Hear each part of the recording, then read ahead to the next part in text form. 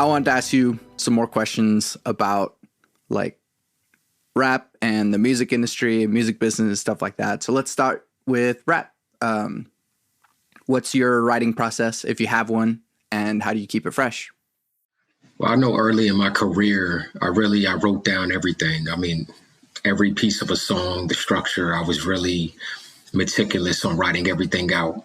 As my career progressed, I really became more of an organic songwriter where I would say more just have notes. And a lot of times I wouldn't even write the hooks or the bridges. I would just fill them out as during the recording process. And I just kind of felt over time that I was creating better, keeping it a mix of organic and then having some stuff written. And so that's kind of how my approach is. And I did it also just because my life was very busy raising two kids. During that time, too, I was commuting to D.C. I was a government contractor, so I was commuting to D.C. and I would take an hour to 3 hours, depending on traffic. And I was working 12-hour shifts, so I didn't always have an opportunity to grab a notepad, a pencil, or anything like that. So I had to really learn to just use my mind and strengthen my mind and really just a lot of times build my verses within my mind in 4-bar increments until I knew them. And this kind of helped me move towards being a more organic songwriter. And other than that, just having to write a lot of music for, I would say, TV, films, and games, and having to get full songs done in 2 or 3 days, it made me a very quick songwriter and really understand, what people are asking out of me, depending on what the topic is, the concept, and so forth. Yeah. I heard Jay-Z did something similar in that he would just memorize everything just in his head, never write anything down. Do you have just like a whole bunch of voice memos in your phone or something that's just like, oh, here's this idea and here's, maybe just 4 bars of like what I was working on today, or does it really just stay in the dome? Definitely nowhere near Jay-Z's level with it. I would say with me, I have songs that they're in my mind that I never wrote down. And I have songs that are in my phone, in my notepad section. So it's really just a mix. And where I was at in that point in life, did I have the time to really sit down and write a full out song, or was I just being more organic with it?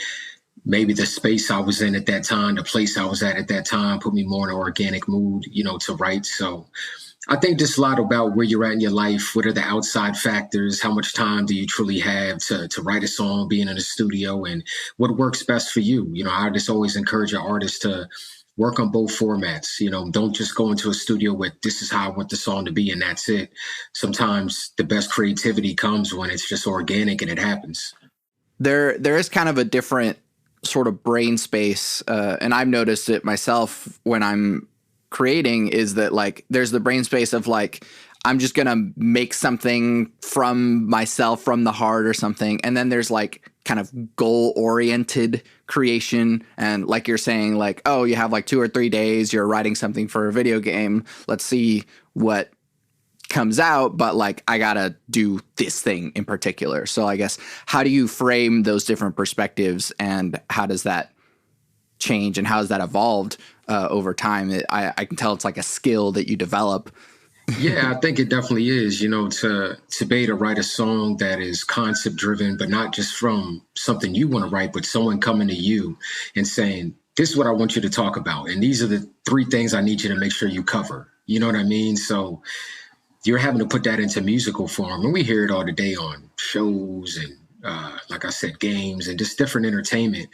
We hear songwriters, musicians do this all the time. And so it's definitely a different side of the business. It's definitely not for everybody. Some people are just great songwriters in the studio. Some people are, I would say, quick-witted songwriters. Some people can only write jingles and can't really write a great song that everybody wants to hear. And so I try to pride myself on being able to be in all fields where I can release real music, which I do. Also write a lot of great music that's been used in so many different TV, films, and games. And also be a teacher, on the same side, to teach people the basics of songwriting, how to structure a song, how to know how to write for different genres, which is also key a lot of times. So I just try to be rounded. I wanted to have any angle that I felt I was lacking in. And I think it's because I started a music license so early in my career rather than late. It prepared me, for where I'm at right now, where I get so much work that I have to get stuff done quick. Yeah. I guess, which of your songs do you feel like are your favorite or your best? Do you feel like the stuff that you put on your album you're proudest of, or is there just like some TV show track that you put out at some point that you're like, man, that somehow all the stars aligned on that one? I would probably say there is a 30/30 special with ESPN on a guy named Benji, and they used a song of mine called "Music for the Masses," and I felt it was timely within this documentary on Benji. And so that one I was really proud about. When you can write a song and it gets used in a not just regular programming, but 30 for 30 films, if you know those are pretty much special events when they come on ESPN, and they're not out every day and weekly. So when they come out, people know, okay, I need to definitely watch. So I think anytime you get your music in a special event or a big movie premiere that's coming out, then, those are things that are huge. Yeah. And then kind of thinking in the realm of like sounds, I guess, what kind of beats are you looking for? I know you have like a producer that you normally work with. How important is the sound to you? Is there a certain realm that you try and stay between or within? And is there just like no limits and you're just like, man, give me something, really 90s sounding. And then the next time it's just like, all right, I need like straight up trap beat right now, It's definitely no limits, but I have different people that I work with depending on what I'm trying to write. So I have my in-house producer. His name is Chris C. Creates, and I work with him on basically if I have something for a TV film and game that needs to be done quick, I go to him, and say, hey, this is what needs to be accomplished. This is what I'm looking to hear, sound wise. And he knows he can get it knocked out in a day or so I can start writing it, get it mixed and mastered. I have another producer, his name is Tariq, and he's actually out of Greece.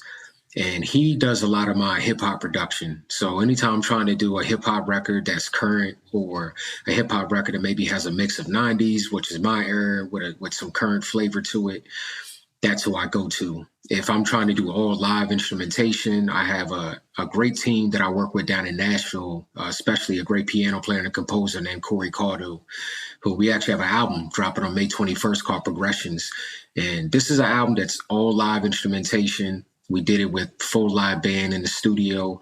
It's not just good music, I would say important music is what it is. So I'm excited about it. And we actually shot a live recording of the whole album as well in Philadelphia at the Episcopal Cathedral. And that's going to air on the 22nd. So literally the day right after the album drops. So anytime I'm trying to look, live or something or so forth, I go to Nashville. And then I have my roots with the Baltimore Symphony Orchestra on the classical side of things. And I have an opportunity over there to create new pieces. I just did a new piece with another Black composer out here in Baltimore City called James Lee III. And we wrote a piece called Destined Words that's going to premiere in June, on June 19th at the Marin Festival. And so, I get an opportunity to really be in all, so many different fields. I'm just really blessed and grateful that I'm not locked into one genre. People try to do that to me sometimes, and I'm just like, I'm not just a hip hop artist. I've been able to work in so many different fields. I've won so many different songwriting awards throughout the years, and hip hop's just my base, but I just want people to know, true to heart, I'm a songwriter. Yeah. What's been, I guess, your most out there thing that you've written that it's like, man, I wouldn't think that this guy could even do a heavy metal song or something, Yeah, for sure. I wrote this record back in the day called Heavy Metal Mics. And it was just a straight rock record. And I ended up off of writing that. I did this whole project with my brother back in the day called Rock Instrumentals. And it was just all straight rock all the way through with hip hop on top. And if I could put it next to anything, probably Rage Against the Machine. Didn't sound like that, but if you could get an idea of the flavor of the project, that's what it was. So I really love rock music. I love Metallica. On the flip side of that, of just rock or alternative rock, I love Coldplay. So it was a mixture of both of those with some hip hop in between. Mm. Yeah, that sounds really awesome. And I feel like, I don't know what you're saying about like, oh, like you can't be pigeonholed. And I feel like that's something I made a decision about early on, is that like whenever I was first getting ready to put out music, I was like, should I do an artist name? Should I just do my name? And early on, I made the decision to like just do my name, so that like everything that I make is me.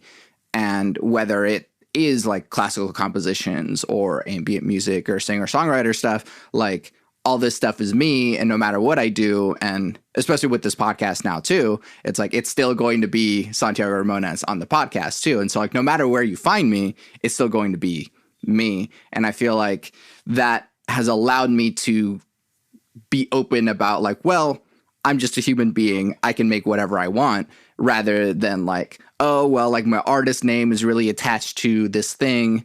And I feel like you see that all the time too, is like whenever, for whatever reason, Linkin Park is one of the first things that comes to mind, is that like, you know, they started as this like heavy rap rock thing. And then over time they got a little bit more poppy sounding, and they lost a lot of fans that way. But it's like, that's just who they are. But like, because of the Linkin Park name on it, it seems like people were less willing to kind of adapt with the band. I guess, what do you think about that? No, you made such a great point. And just also, too, thank you for sharing what you said about making that decision on your name. I think people need to hear that. You know, sometimes you see artists that go by their real name. Sometimes you see artists that they go by a stage name, where I allow myself, where I go by Wordsmith, where it more defines myself as one, as a person, but also my style and just the use of a lot of wordplay in a lot of my music. But I totally understand your side, and I love that you're sharing that with your audience, to let them know that that's a decision you definitely have to make. You know what I mean? Do I want to go by my government name? Do I want to create a stage name? And I think when you create a stage name, there's more that comes with that. You know what I mean? Than just going by your government name. It's almost, you have to create this other character, this other person, when you decide to go by a stage name. So one, thank you for sharing that. On Linkin Park, I think definitely here in the United States, I can't say everywhere around the world, but here we have a tendency that once we hear an artist in their birth, in their infancy, that's it. We don't give them a chance to evolve. And just like life, you evolve, your tastes change, you get older, you understand life more, you have life experiences. And that's what happens to artists as well. They may not, I want to say per se, just go in the studio and go, let's just change our sound. Sometimes, yeah, but life changes for them. You know, a lot of times in your first album, maybe in second, you were so hungry. Life was different. You didn't have the money that you had before. And as you, I would say, reach more levels of success, the things you talk about are going to be different. The struggles you may have had prior to your first album, you don't have your third album. So what do your struggles look like then? Also what's the next challenge for you as an artist? You know what I mean? If you keep doing the same thing, yeah, fans will love it. But I know me, I'm all about challenging myself. You know, even at this stage of my career, I'm always looking for something new to do, a new challenge. I never want to be stagnated at any point in time. And so that's part of why artists evolve and change, and you'll get an album that's totally different than what's the norm, and they'll see if the audience takes it or not. And then if it doesn't, they'll give you somewhat of what you love while still trying to evolve and letting the audience know that, hey, we're getting older, we've seen more, we need y'all to pretty much change with us. Your life is changing as well. You can't stay living in the past either. So you kind of got to take your audience along the journey as well and help them grow up with you a lot of times. Mm-hmm. Yeah, definitely. What are some, like, I guess, advanced songwriting techniques that you like really appreciate, you love using, or that you like admire and respect, even if you don't do them yourself? For example, like I really love assonance, sometimes more than rhymes. Like whenever I hear a really good like assonance verse, I'm like, oh, you know. So what are some other kind of songwriting techniques that you really love? I would say just having a tagline. You know, I write a lot of hooks are very important, especially in the field that I write in, is with TV, films, and games. So knowing when you're going in, before I even start on any small verse or anything, I'm always starting on the chorus, you know what I mean? And working on what's a tagline for this that I know can stick in someone's head very quickly. It'll be memorable to them after the first listen. And these are techniques that I think anybody who's trying to be an advanced songwriter, who's looking to get music on the radio, have music on TV, have music in shows, you have to write catchy music. Even if that's not your base, even if you're like, I don't like writing music like that. That's not what it's about. It's about giving I want to say the audience, it's about giving the person that you're working for what they're looking for when they go to hire you. And so they're expecting you to know, okay, you need to create something that's going to stick in someone's mind instantly. So think about when you see a commercial, there's always these taglines that when you come away from it the first time, you remember, I would say a word or two every time. And that's your tagline right there. And so when you're writing a song, or if you're looking to say, I want to write something for radio, the hook has to be catchy. It has to have repetition, and it has to have a defined tagline that will stick out in the audience mind, that after that first listen, I don't care whatever else they do, they need to be singing those one or two words, which is your tagline. Yeah. Yeah. I do feel like it's sort of a different skill whenever you're writing for a project rather than, and I feel like, people talk a lot about how, like, man, your music's so good, you're so talented, but it's like this sort of stuff takes a lot of work and a lot of time to develop these skills. It's not just a talent. I wasn't born with this thing. It like took a lot of time and mistakes and stuff to develop this skill of songwriting, of making music, of doing what we do. And so, like, what do you think about the whole skill versus talent mentality? I think you have to have both. If you're someone that's supremely talented, you can't settle. You can't just go, I'm talented and I can just keep breezing my way through it. You got to know, I would say, the intricacies of music. And I was actually having a good conversation the other day with a buddy of mine about it. And I said, a lot of these kids, they love a lot of hip hop producers out here without understanding or realizing a lot of these guys, especially the Grammy ones, they play piano or they play guitar or they can read sheet music. And I said, they're making hip hop beats because that's what's popping and selling for them and making their money. But I said, deep down, these guys, a lot of them have been to music schools and they know music, which has helped them reach the top of the hip hop side of things because they're making production at such a high level that it really sets them apart from the other guy who's making imitation, production. And so that's why even in hip hop, you almost have this handful of producers that are doing everybody's records, that are making the records at a high enough level that every artist is pretty much using them on all their projects. And it's creating redundancy as well. I'm not going to lie because of that. But, I just try to tell people that it's important to learn a skill set. Even as a songwriter, I play electric guitar. I don't play it at a super high level, but I can play it. I could add riffs to a record if I wanted to. But it's important that you know an instrument. You know what I mean? You shouldn't just write music. It's important that you understand the music that you're writing. I'm not saying you even have to read music at a super high level, but it's important that you know music and can look at music on a sheet and understand the notes on the sheet. So this allows you to be able to work in so many different levels and fields of music when you understand it at a high level.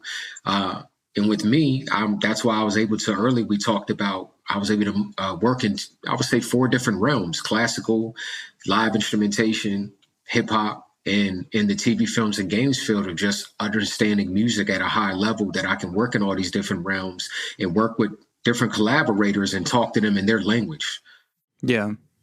Yeah. I feel like a lot of times people talk about how, whenever you like learn all the sheet music or learn how to read music or learn music theory, like all the magic goes away. I don't want that to like take away from like my creation process. And I feel like for me, I mean, having gone to music school, it's more like I see the code in the matrix, if you will. Like there's magic in the knowledge now. And so like I can turn it off, and listen to stuff and be like, man, that's really cool. But then there's some times where I'm like, oh man, they did a really interesting like modal mixture chord right there. And that like felt really cool in the song. And that sort of stuff can really help enhance.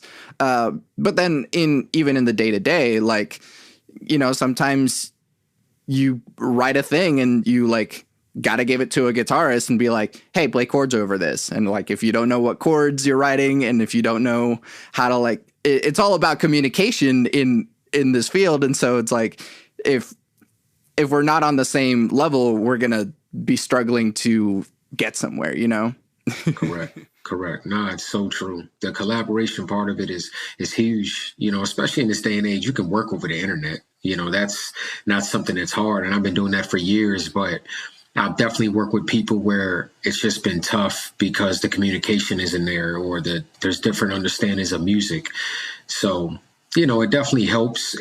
I'm not saying I couldn't work with anybody, because I do, you know, but I think it definitely helps that you take it upon yourself to go, okay, I might be good at production, but I don't know, I can't read music that well. Let me add that to my plate of things that I want to challenge myself to add to my repertoire, because this would open me up to maybe work with this artist, or work with this other producer, or work with this organization. And so that's the only guidance I would give people, is don't look at it as a shortcoming. Just take it as a challenge and something that will enhance your career. Where do you want to see the future of the music industry going? Man, way more open to independent artists. And I think this has been a fight that's been going on a long time. But I look at places like Canada, where within their radio industry out there, I believe they have to play 4 or 5 artists, local artists, Canadian artists, on their FM stations out there, pretty much by law. And what this does, it creates, to me, a balance in their industry out there where, yes, you have the supremely talented artists that are on major labels out there who it's a given their music's going to get a shot at the radio. But then you have these local artists who may not be in the proper situation, just haven't been discovered, maybe are not what the current trend is. But if you have people to say, hey, we have to play local music, honestly, you're not writing music for no A&R, for no manager, for no record label. You're writing it literally for the people, for the public. You're literally a public servant with your music. And so the audience is going to tell you, I like this or I don't like this.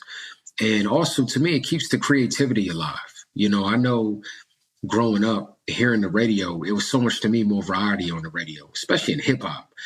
Well, right now, it's just the same thing, the same thing, the same thing. And I think part of that is the major labels, one, they control the radio. You have to have a ton of money, you know, to even work a record decently. And I think if we had some type of law where you had to have, you know, at least 4 to 5 local musicians, and however you want to get this music, whether it's through a competition, whether you have a submission policy, whatever it might be, to get to these 5 musicians and give them a month of radio play. And from there, that will let the audience decide, I like this music, I don't like it. I want to hear more from this artist, I don't.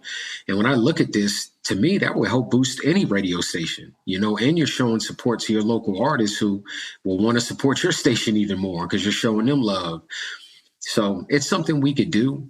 Why we haven't got there, I don't know. But it would create some balance in an industry that really needs it. Yeah, and I feel like there's a sense of pride that can really come out of like, oh man, like this artist is really blowing up, and like they're from my hometown. That's awesome, you know. And I feel like, I mean, where I'm at in Oklahoma City, there's a music scene, but it's kind of really self-contained. Like all the musicians kind of know each other or know of each other, but like as far as, you know, any random person going out to the bar on a Saturday night, like might even see like, oh, there's a band playing here, let's go to a different bar, instead of like, oh crap, there's this band playing here, like I heard them on the radio the other day, this sounds awesome, let's go here, let's go specifically see these local bands. And I feel like there's a big separation between like what the music industry is in an area, or what the local scene is in an area, versus like, oh, this is just like, that's going on over there, but like, get that noise out of here, I'm not looking for that, you know. I just think you have to cultivate your music and art scene. It's important, you know, whether it's driven by organizations, whether it's driven by the artists, and also driven by the venues, you know, as well. That's something else I think that happens is venues, they don't go out of their way. And again, this is pre-COVID. They don't really go out of their way to know who the local artists are who are making noise. And what I mean by this is you're not always making noise in your own city. You know what I mean? A lot of times you're making noise in other parts, other states. And to me, it's up to promoters in your city to know that and say, hey, this dude's making noise. We need to put him on a bill with this artist not have him go out and sell no tickets. I remember when I was getting started and having to do crazy stuff, sell 50 tickets to open up for a major artist. That's ridiculous. That's not what it should be about. You know what I mean? Is you should be cultivating your acts and going, okay, I've seen this artist making moves, this artist doing this artist just did a show in Cali. How come he's not doing something here? I need to cultivate this artist more and let me put him on some more bills with a bigger artist, pay him X and X amount of money, and let him do his thing out here and get this local audience where he's from to get behind him as well. You don't see that. You don't see the radio stations going, you know what? I heard X and X artist by chance when I was over here, and I love him. We're going to play his song. You know what I mean? Or we're going to have him in the studio, or we're going to have him on this radio fest we have coming up. Radio stations are always having shows, events, and festivals. And they always feel like they're helping independent communities saying, oh, we're going to have this talent competition, this and that. No, do your job and do your work. Find out who's making noise and doing their thing and support them and help cultivate their career, because they're going to work even much harder if they know, oh, I got my radio station support. That doesn't mean having a record in rotation. That's having them in for an interview every now and then. What's going on in your career right now so we can keep the local audience updated? Hey, what new song do you have coming out? Even if you're just coming on one time and saying, hey, I have a new album coming out, check it out. That's still showing some support. When you have a radio station event coming up, putting them on there to perform. There's ways to do it that we just don't do. I think it's always the radio stations and organizations look at, well, what's in it for me? How can I get money out of this? It shouldn't just be about that. You're discovering talent. And I thought that's what this was supposed to be all about anyway. I guess kind of going back to a thing that we probably talked about in the last one, but like, how do you make a living being a musician nowadays? Definitely not downloads and streams. So I wouldn't put that at the top of your list. That's always very down at the bottom. I've been making my living just music licensing. Honestly, that's been my main deal. And if you look at it, the way I've looked at it is just getting one placement in a TV, on a film or a game. You make money on that the rest of your life. Longer than any royalties you'll ever collect, even if you had a big radio hit, because it has a lifespan where a movie, a video game, something on TV, all these things are going to syndication, played in so many different formats.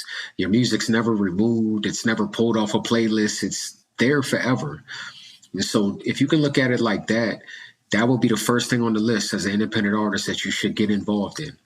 Second thing is get involved in the festival circuit. When that comes back and when opportunities come to do that, the reason I always encourage artists to submit for the festival circuit is basically you get an eclectic crowd. They're not there to hear one form of music, unless that particular festival is geared towards that. But most festivals are very open, and they'll have all types of acts on there because a festival is it's a unified coming together of people that love music from all different cultures, all different parts of the, I would say, world sometimes. And they're coming there to hear not just one artist, but an eclectic amount of artists with different sounds, different backgrounds, just like the people that are out there.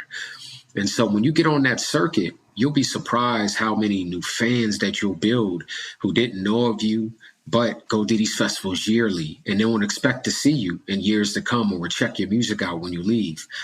So I would say festival circuit number 2. 3 is definitely downloads and streams. That's the third way, you can definitely make some income, but wouldn't bank on that because that's nickels and dimes a lot of times. You really have to be a really major selling artist and have a nice amount of promo behind you. 4, I would say, is open up your own business or use your pro society, which is ASCAP, BMI, CSAC. Use your publishing company if you have one as your business, because that way you can write off anything music related. You can take a loss your first 3 years, but also this allows you to apply for grants. This allows you to apply for different funding that can help grow your business, but also help your music career. So you can hire things like a publicist. You can get a good music video shot. You can go into a good studio and get your stuff mixed and mastered properly. So these are just ways independently that you can get the job done. And it's not going to be overnight taking this route, but it definitely can be done. And I'm a living example of that. Well, let's use that first example. How do you get your music licensed and things? It's not just like, you can't just call someone up and be like, or at least I don't know who to call to be like, hey, put my music in your movie or put my music in your TV show, So how do you go about that process?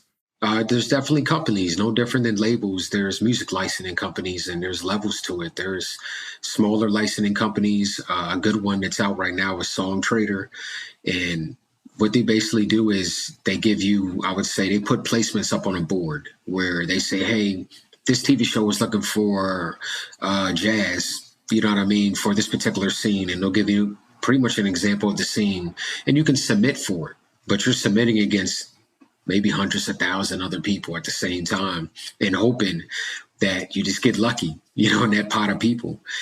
There's bigger music licensing companies, for example, like APM Music or even Sony Music, where they actively seek out placements where they know months ahead of time, sometimes a year ahead of time, when a movie's in production, a TV show's in production, they need a theme song for this, they're building a soundtrack for this. Those are the companies you want. But just like a major label, you have to have a lot going on. You have to have somewhat of a proven track record of getting, I would say, songs licensed before you can even have an opportunity for those type of companies to want to talk to you and eventually maybe even sign you. The way I got started was I started on smaller platforms. Another one is Audio Sparks. I started on smaller platforms, just putting my music up, started to get some placements. I started to realize what type of songs were the ones getting placed, and it was more honestly up-tempo songs, fast action-paced type songs that could easily be stuck in sports, I would say sports shows, that could be quickly stuck in TV shows or TV show promos. I would say anything upbeat I noticed was being taken quickly. And so building off to that, I was able to build sort of a resume, and I started just literally reaching out to other organizations on my own. I was able to get a contact with ESPN and build a relationship with them over time to where I have a direct partnership with them.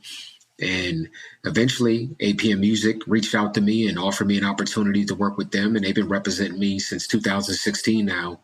As far as, you know, my placements, I've done a ton of work with Netflix because of them, a ton of work with WWE, even more work with ESPN because of them.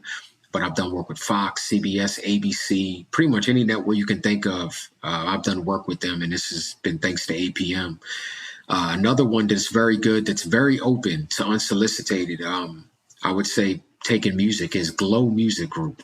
And the lady that runs this, she is a singer-songwriter herself, so she understands artists. But she works in real time. She's very open to receiving new music, and if she likes it, she'll be definitely willing to work with you. So other than that, it's doing your research, you know, getting on the internet, putting in that, you know, that box, music licensing companies, looking at them, seeing how legit they are, seeing if their placements are real, reaching out to other artists that you might see on their roster. Because you can go to a site and it may look glamorous. You might see they work with a lot of artists, but they're not really getting any placements. And that's why I would tell you, talk to the artist and say, hey, when's the last time you actually got a placement? And they're like, well, 2 years ago, or I don't know, 8 months ago. You probably want to go to somebody else. You really want to give us someone that is actively getting placements, actively in contact with networks, with production companies.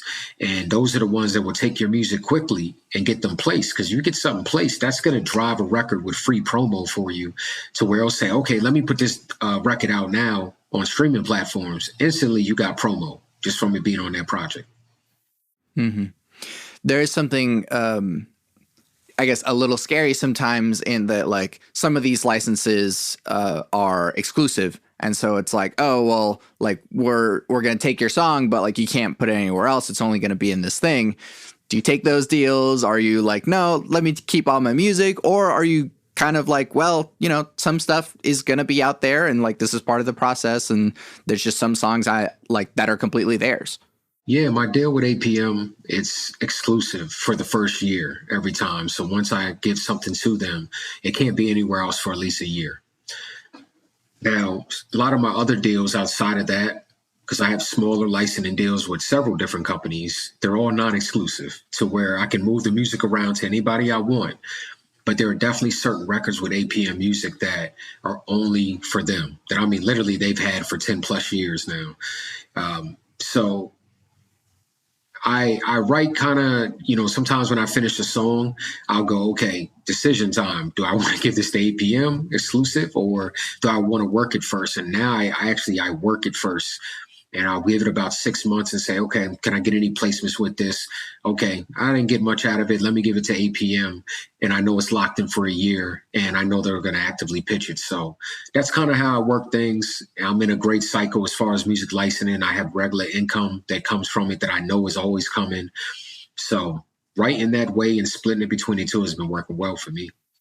And you kind of talked about the team of like, you know, being able to hire a publicist and all that sort of stuff. Like, how did you assemble your team? What roles do you need on your team? And how can someone else do the same? Yeah, one of the first people I hired in this day and age was a videographer. You know, I have one that works for me full time just so I can, whenever I want to shoot a music video, whenever I finish a song, I know I can attach a music video to it or whatever other type of content that I want to shoot, and it's going to be done at a high quality.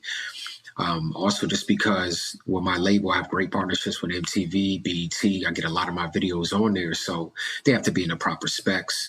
And you want to have a good videographer that understands this, you know, that can do closed captioning as well, which is a big part. You can't even have your video on TV without it being closed caption. You know, and a lot of artists, they don't know this information. They get stuck when they get there.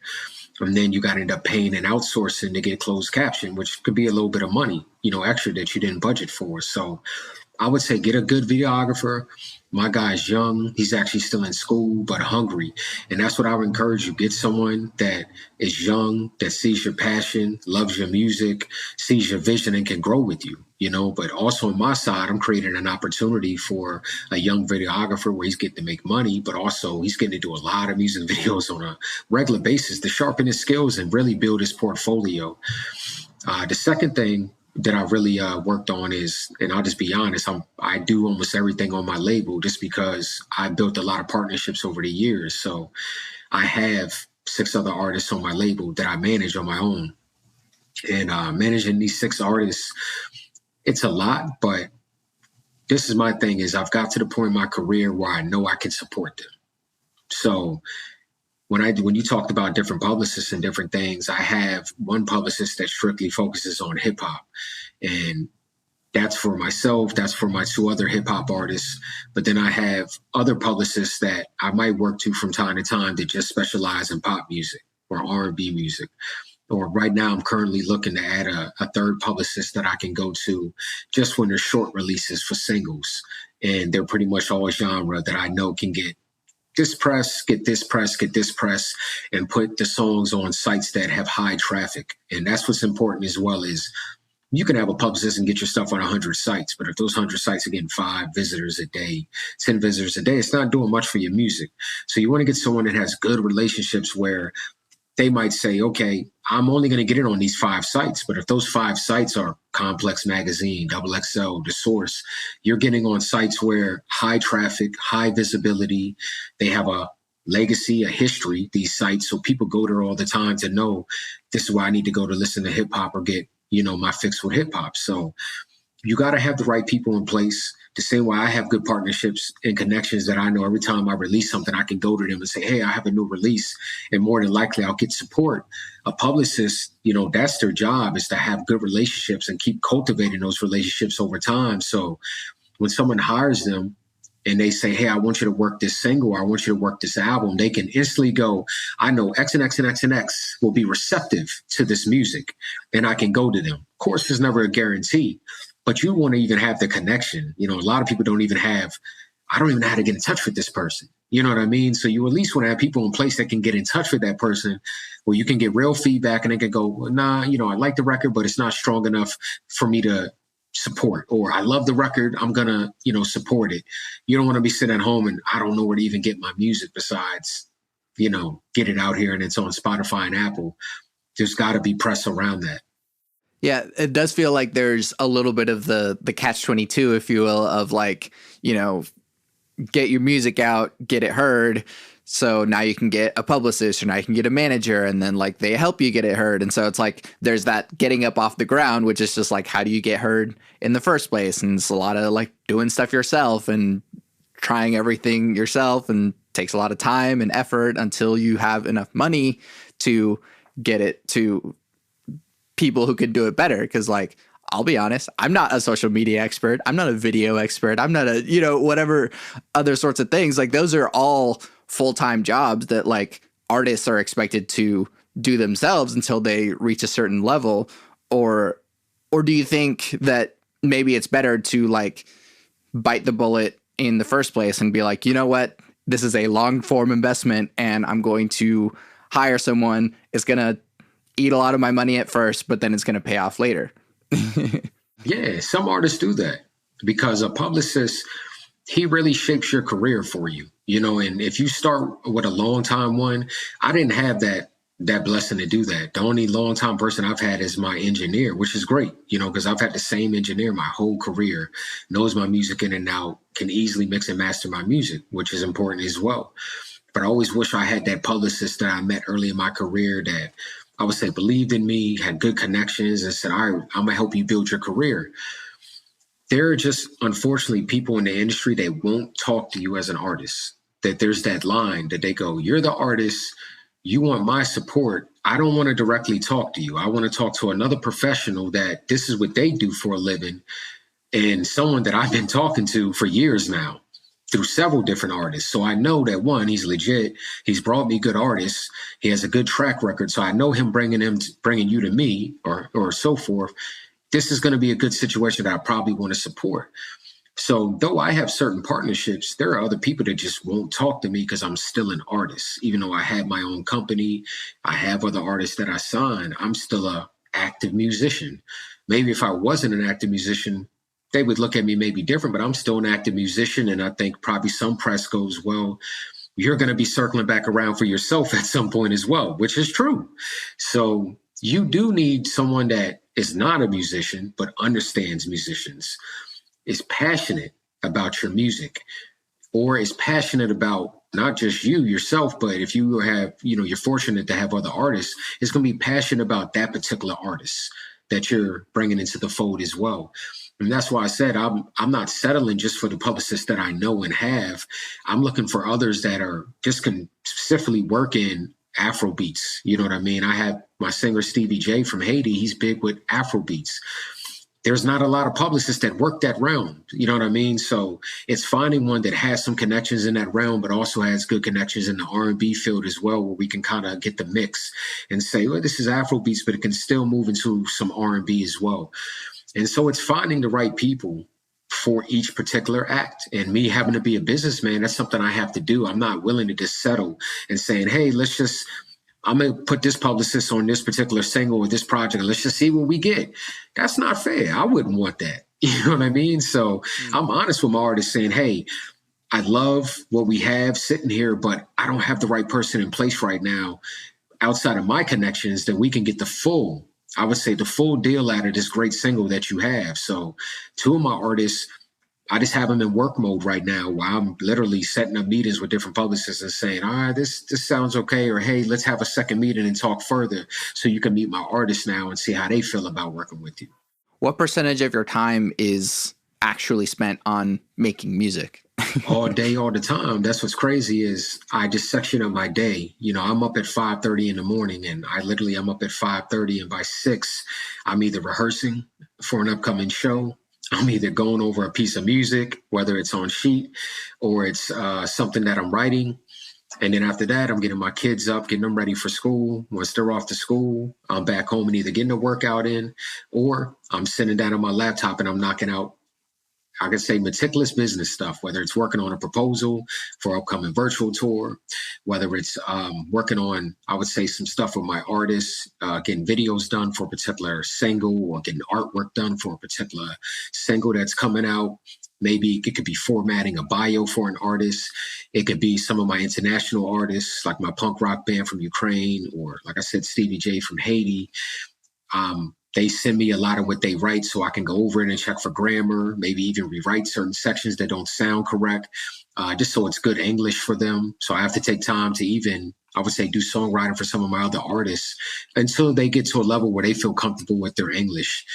And so I really try to make time for everything. I have a monthly meeting with all of my artists that we do over Zoom. And I just literally to talk with them so we can see one another's face, go over any upcoming things that we need to work on. And again, I'm in touch with my artists pretty much every day on WhatsApp, or they're contacting me as well. So I've just learned it's all about balance. I section up my day. Every day for me is packed. I'm exhausted by 10 p.m. at night, to be honest. But I've learned, and I get up at 5:30 because I really get the most out of my day. And I have a lot of people that rely on me and need my support. So outside of my career and what I'm doing, again, I have 6 other artists and I have my nonprofit that I'm raising, money for my music school. So when I really say, I'm truly a person that can say 24 hours is not enough time for me. I'm always looking for an extra hour or so forth here and there to get something done. How do you find time for yourself? Just like, oh, let me just watch a TV show or something, or sneak those parts in. Man, honestly, I really don't, man. I chill only at night, when it's time to get my kids, kind of chilled down for the night. Will watch a show. Don't get me wrong. I'm out and about with my kids at the playground. I was big with sports growing up, so I really try to keep my kids involved with sports outside since they can't play any regulated sports right now. But when I don't, this particular weekend, I don't have my kids every other weekend. So when I don't have them, I'm just trying to get as much work done as I can when I don't have my kids. I'm not putting anything on my calendar to try to go out or get with people. And I hate to say that, but we all have to decide what our sacrifice is, and how much time you want to dedicate to your craft. And I'm at such a busy point in my career that really I've had to decide right now it's my kids and it's my music and my businesses. And that's my life right now. And I've accepted that. When I have my first in-person show on Tuesday at Mansfield University. When I get to go do that, I'll treat it like my shows pre-COVID. That's my chance to get out a little bit, see other people, mingle with other people, and it will be definitely outside. It'll be a socially distant show, but it'll be my first in-person show since I did NAMM show in January 2020 in Anaheim, California. So up until this point, I've just been doing virtual shows. And even when I do my virtual events, I travel to Delaware to shoot out of a studio up there. So again, those are my moments to be around other people safely, to mingle, talk, hang out, see some people. But I try to remain safe right now, man. And I'm just really focused on getting a lot done and getting as much done, I feel, in the short amount of time that I have. Yeah.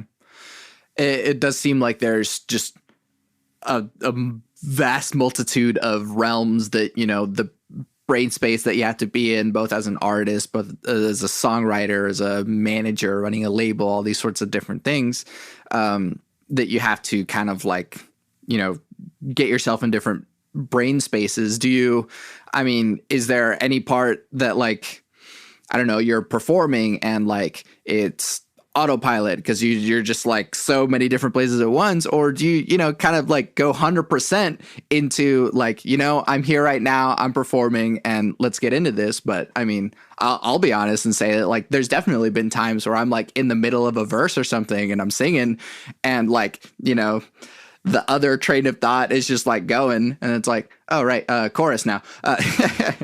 Santiago, my man, I'm so glad you brought this up. Yeah, there's definitely times, and I can't call it autopilot, but definitely when I'm performing, a lot of times I black out. And it's just, that's the way I tell people. They be like, how was the performance? It was good, but I blacked out. You know what I mean? I know the music well, that I was engulfed in the performance, but I had moments where my mind just will be thinking about something else mid-verse, mid-chorus. It's weird. You can't describe it. You don't know why it happens, but if you can balance that in your mind, hey, I definitely can relate to what you're talking about. I definitely have thought about business things in the middle of my set, or and a song will remind me of something on my calendar and I'll start thinking about it. So musicians are just weird. Santiago, you know what I'm talking about. We're weird people. Our minds work weird. It's definitely wired differently, I could say.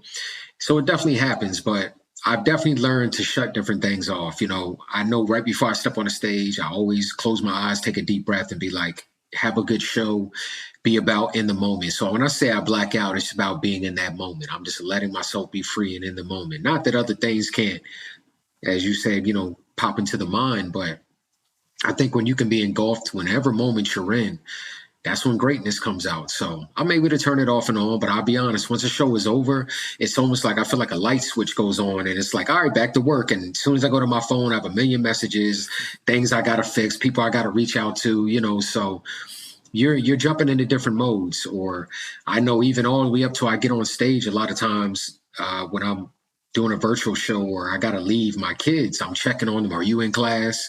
You know what I mean? Do you have any homework? So it's a lot of stuff I have to keep up on, but this way of living works for me. You know, my kids call me a robot. They're like, Dad, you're a robot. You know what I mean? But that's how I kind of got to operate to get everything done. A lot of people rely on me.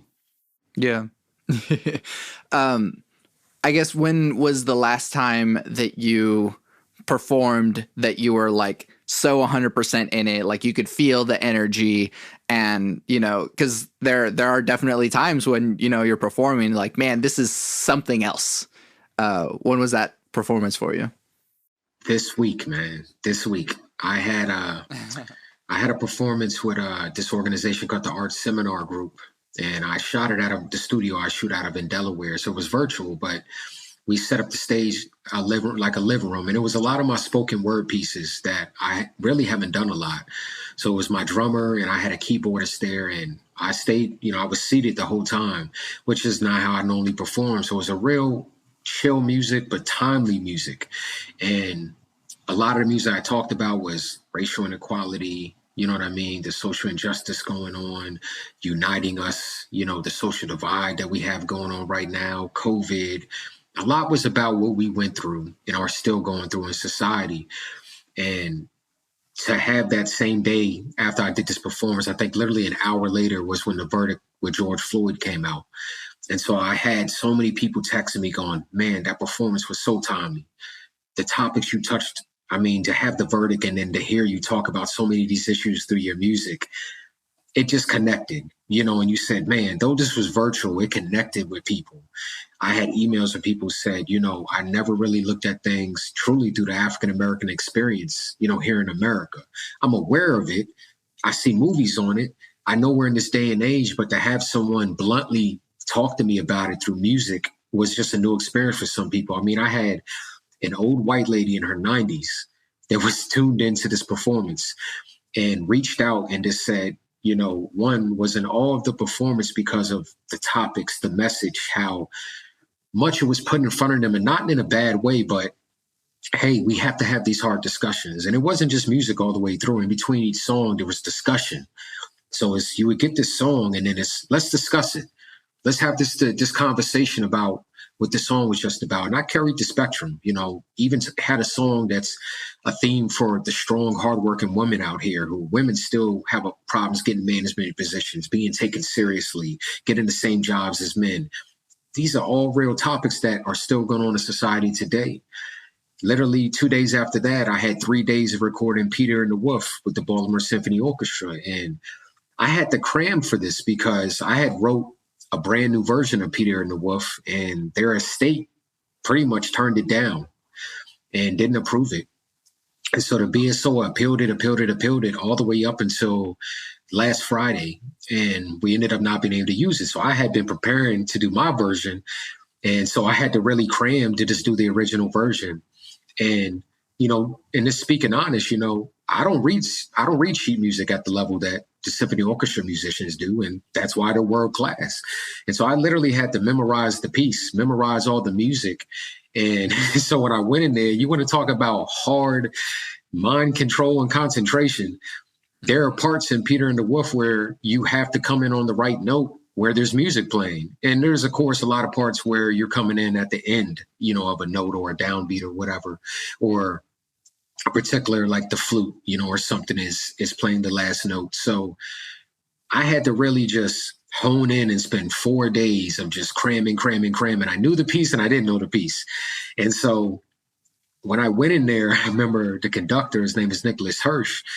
We sat down in the room and we were going over the piece. And, you know, I told him, I said, this is what I had to do, man. I just memorized the music. I know my cues based on the instrument. And I said, I think I can do this, because the way they had the stage set up, he was kind of tilted toward me, but I wasn't facing the audience. I was kind of towards him so he could cue me.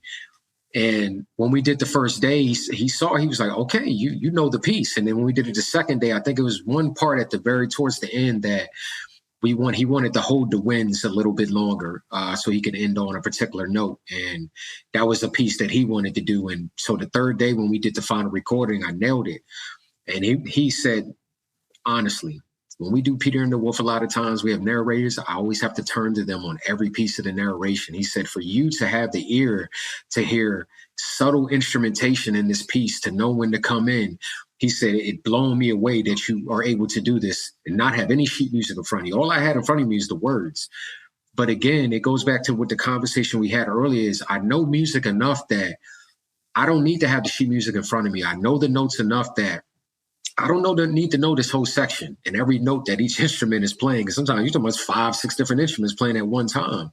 Though each person is only reading their bar sections, I have to pretty much know all these instruments at one time. And so I know enough about music to go, okay, I'm not even going to listen to the viola right here at all. I'm going to pay attention to the flute and only read this flute section here. And I know this is my cue on this note. Boom, here I come in with my narration. So these are moments where, again, I had to really concentrate and be, all right, I'm in the moment. Not to mention, Santiago, I got the surprise of when I walked onto the stage, I thought it was just going to be a small wind section playing Peter and the Wolf. It was the whole orchestra out there. So I didn't expect that either. And here's a red chair at the very front, with the conductor, Nicholas. So when I went out there, I'm just, okay, I haven't performed with the full orchestra in probably a year and a half. So that hit me too. As much as I'm on stage, I'm like, oh man, I got the whole orchestra behind me looking at me while I'm doing this narration. And you have to be, classical, Santiago, you got to be perfect. Just because I'm doing narration, I better not miss a note. I better not miss coming in on a proper section, because one, it's being recorded. Again, you're playing with world-class musicians here. No one wants to be the one that misses anything, and you have to go back some lines. And so it was pressure or not pressure, but I just was able to lean back on my knowledge of knowing music. And that's why, to me, it was able to go over well. So it was a great week of music, I have to say, for me, definitely. That sounds awesome. I guess sort of last thing, since you were touching on the BLM movement, and I guess you're probably always moving towards the movement, but like, I guess, what are you doing in support of I guess the greater movement, but also where do you want to see it going? What things are you seeing that are making progress, and what are things that you think that we should be improving upon? I think we need to take what we learned from the George Floyd file, okay, and we need to spark police reform. I think that's what this taught us, that the fact that Derek Chauvin was guilty, that it showed us that police reform needs to happen. And that's the moment I think we have to take out all of this is, here's the example, okay? It's not about just putting someone away, for someone that's done. We know what Derek Chauvin did. But it's about taking this moment and going, this is the first time really in our history where a cop has actually went to jail for something he did was wrong, and that we all know is wrong as public citizens. So with that said, are we going to pass a bill that won't allow this to happen again, to where if a cop takes it to that level again, that he automatically knows you're going to be looking at X and X amount of time? Yeah, you'll go to trial like anybody else, but more than likely your fate is going to be the same with Derek Chauvin, not let me go in here, go through the trial, and nothing happens, which was the normal outcome. Or we'll take it to a civil trial and we'll give you millions of dollars, which is admitting your guilt, but it's not at the same level of saying someone is guilty. And so we just really have to take this moment, and I don't feel like it's a moment of people. We've been out protesting. We've been out putting assemblies together. I've been out plenty of times out in the streets. It's on the lawmakers right now. And we all know this. They have the power to pass this bill. I don't know the exact name. I know it is a bill in George Floyd's name, but they have the power to pass this bill, which will outlaw what we saw with Derek Chauvin and those other cops that day. The recklessness, him being an officer that is able to train other officers, which we saw. He took a life. I don't think he should be in any position to train anybody. And he had a record, complaints from other citizens of his actions. So we knew a lot of this stuff about this guy. So there needs to be a bill that when any type of cop shows that he's not here to be a public servant, we're not taking nothing from cops and saying we don't need him here, because we do. There's some great cops out here. We need the protection of cops, but we need the cops to support the community, not be taking lives from the community. And so there just needs to really be a change on that front. And there needs to be an acceptance that there is systemic racism within the police force. It is there. This is why it continues to happen. People just have to accept it. And that goes into the reform part of the police department. So when you bring in a new cop, if that means he needs to be in classes that teach him how to work with other coaches, teach him how to be around other races that maybe he didn't grow up with, you need to do that. And if you see that as somebody who doesn't feel that is taking to that or can work in that atmosphere, then they don't need to be a cop, and it's not the job for them. Because first and foremost, you don't become a cop to be able to have a gun. And I think that's something too that's misunderstood. You become a cop to be a public servant, no different than a politician does. It's just your extra duty is you're here to protect us as well. But other than that, you should be walking around in the community. I should be able to dap you up. I should be able to have a 5-minute conversation with you. And I should be able to go about my day, not start shrinking up or my heart pumping fast when I'm getting pulled over for the simplest thing of even running past a red light, which happens to me. That fear is so real.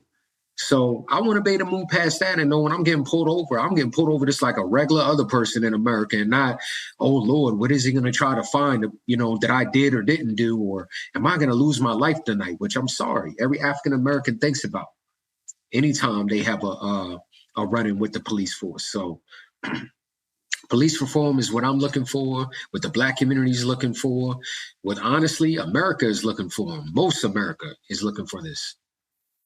Thank you for preaching.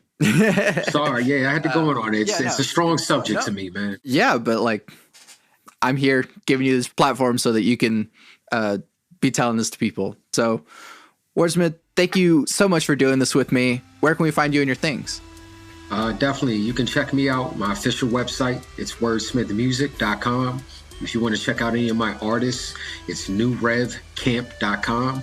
And you can find me on my socials under Wordsmith. On Instagram, you can find me under Wordsmith Music. And you can feel free to contact me at wordsmith@wordsmithmusic.com. All my stuff is real simple. So please feel free to reach out. I know my days are long and busy and hectic, but I have all types of people around the world to reach out just to even get advice, sometimes. So feel free to reach out. I always get back. Awesome. Well, yeah, there was a lot of really great advice on this conversation, and I really appreciate you taking the time to enlighten both me and my listeners. So it's greatly appreciated. I'm so glad to have had you on. I'm Santiago Ramones. I'm Wordsmith. Thanks for having me. Thank you. You can find everything that I do on my website, santiagoramones.com. I make music and produce audio. I have an EP, a short album, that is streaming everywhere right now. It's called Soundbites. The music you're hearing right now is from Soundbites. Listen to it on Spotify, Apple Music, and anywhere else you stream music, or buy it on Bandcamp, because a single purchase is the monetary equivalent of streaming it all day, every day, for a year. I'm also working on another album, so if you'd like to hear that at some point, you can buy my music, or you can support me on Patreon. That's patreon.com/Santiago Ramones. Follow me on Instagram to stay up to date with all the stuff that I'm doing, both at bit.depth and at Santiago Ramones Music. There's also a Discord server in which we discuss deep topics from the podcast, but it's also a community of beautiful human beings. Go to santiagoramones.com/Discord to join. If you like the podcast, leave comments on social media, leave reviews by saying how much you like the podcast, and tell your friends about it. I really couldn't be doing this without you, and I am so very grateful to continue doing Bit Depth for this long. Thank you so much for listening to and supporting Bit Depth. I always end the podcast with my 3 things. They shape my life philosophy. Love never fails. It's going to be okay. I might be wrong.